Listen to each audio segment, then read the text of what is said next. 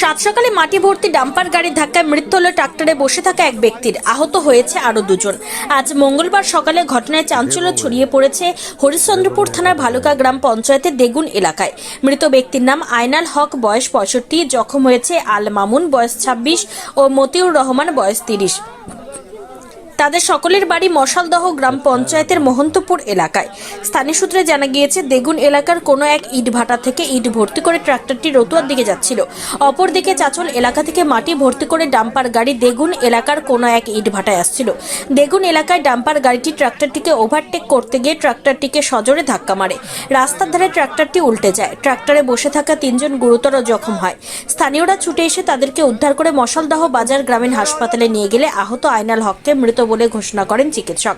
অভিযোগ, ঝাড়খণ্ড থেকে ডাম্পার গাড়ি ভাড়া করে নিয়ে এসে মাটি মাফিয়ারা অবৈধভাবে মাটি কেটে ইট ভাটায় বিক্রি করছে। প্রশাসনের নাকের ডগায় কয়েক মাস ধরে রমরমিয়ে চলছে মাটি মাফিয়াদের ব্যবসা। আর এই ডাম্পার গাড়ি দৌড়াতে এলাকার মানুষ অতিষ্ঠ হয়ে উঠেছে। তার মাসুল দিতে হলো এই 65 বছরের ব্যক্তিকে।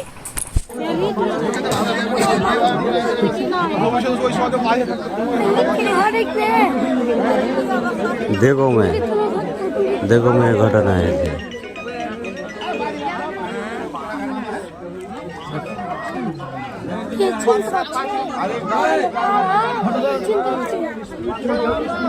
ट्रैक्टर और डंपर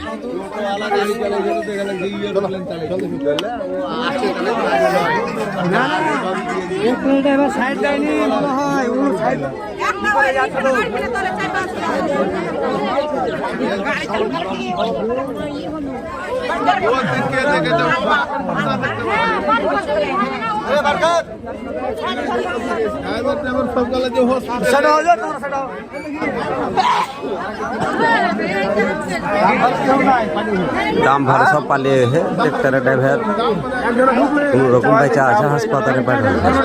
দেখো